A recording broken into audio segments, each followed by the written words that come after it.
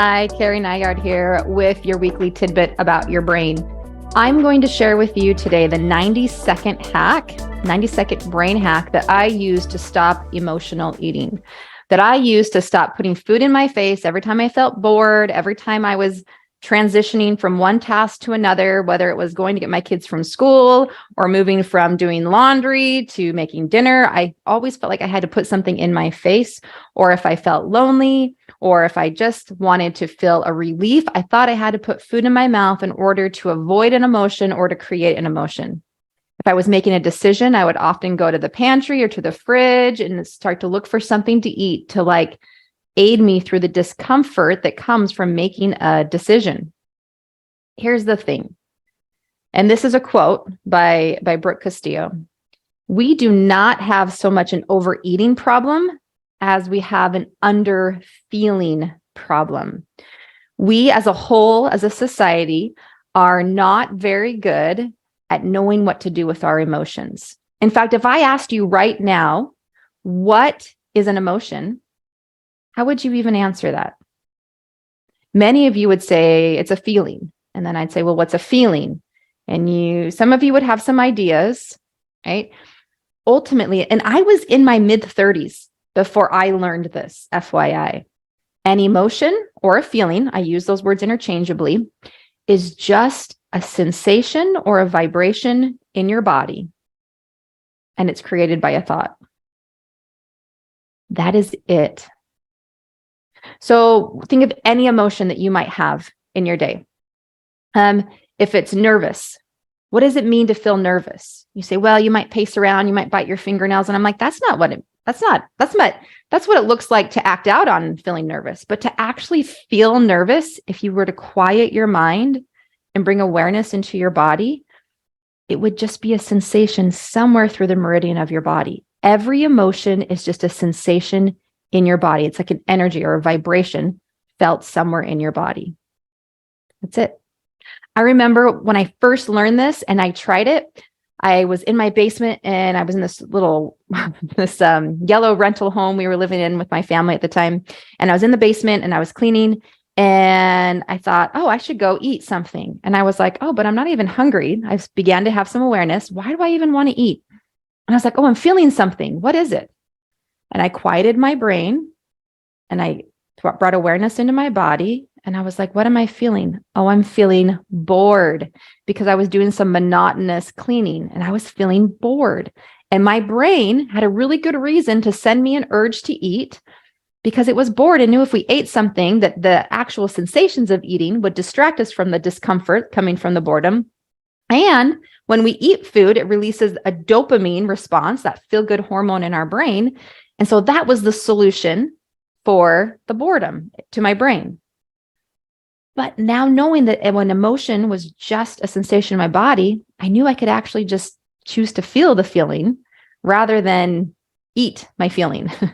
So I remember I paused and I brought awareness into my body because a feeling is just something to be felt. You want to feel a feeling. So I have a way to remember this. It's F-E-E-L, feel.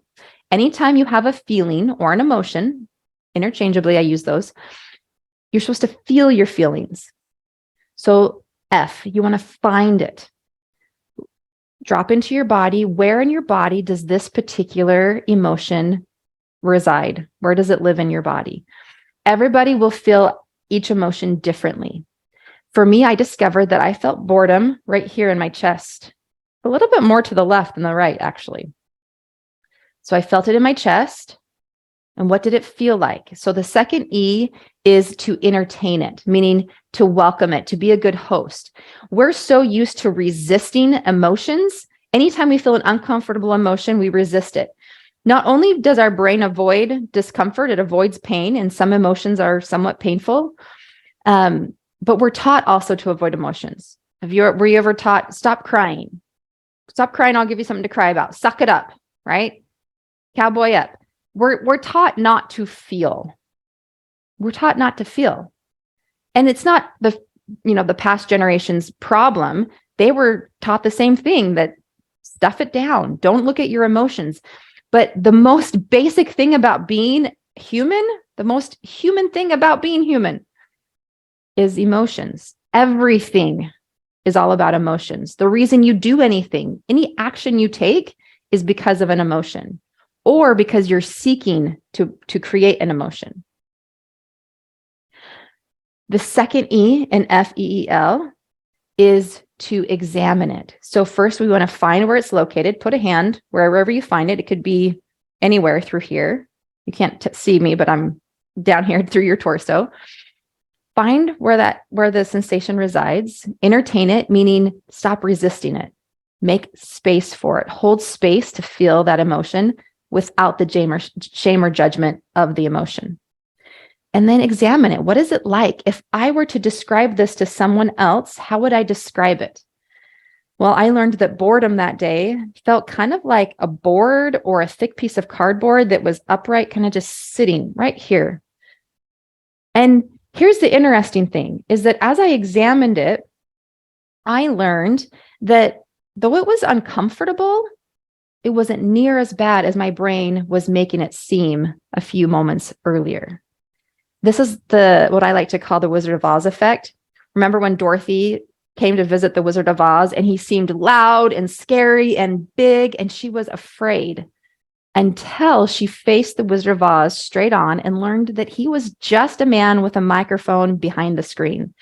Very similar with our emotions. Our brain thinks our emotions are terrible and that they might kill us, and we cannot let ourselves feel them fully or they might overtake us. And so we resist them. But here's the thing, the resistance is what makes it so unbearable. The actual emotion, it's not that big a deal. So I call it the Wizard of Oz effect. I learned that though boredom was uncomfortable, wasn't my favorite, it also wasn't that big a deal either. Like, oh, I can just feel this kind of stiff cardboard-like feeling right here. And here's also what we've learned, and this has been studied, is that the mass majority of emotions last no longer than 90 seconds when you go through the process of really allowing it to be felt. No more than 90 seconds. And not only that, but when you get good at feeling emotions, it's faster than even that. So we find it. That's the first one, F. Then we entertain it, meaning we welcome it. We give space for it. We get rid of the resistance to feeling it. We're a good hostess or a host for it. Then we examine it. We get to know it. Remember, we keep the shame and judgment on the shelf. And then the L in the feel model is to let it be. The moment that we let go of the agenda of wanting to get away from the emotion is the moment that our body processes it and it leaves. Your body knows how to process any emotion. It knows what to do with it. Just like your body knows how to digest the food, your body also knows how to process an emotion. But if you're resisting it, if you're trying to distract yourself from it, if you're trying to eat yourself away from your emotions, then you're never allowing your body to actually just process and let the emotion lift. So my 90-second hack to stop emotional eating is, instead of eating every time you feel an emotion, every time you feel stressed, every time you feel worried, every time you feel confused or overwhelmed or frustrated or lonely or bored, any emotion, instead of going to food to solve for it, how about you just commit to spending no more than 90 seconds feeling something a little bit uncomfortable in your body by going through the feel model, FEEL. Find it, entertain it, meaning welcome it, examine it, and then let it be. Allow your body to process it. When you go through this without the resistance and judgment, it takes no more than 90 seconds. And after you get a little bit practiced at it, even faster than that. There are some emotions like grief. Some forms of anxiety can take longer than 90 seconds, but the mass majority of emotions, just your everyday emotions, no more than 90 seconds when you really open yourself up to it. All right. That is the way I stopped emotional eating. Give it a try.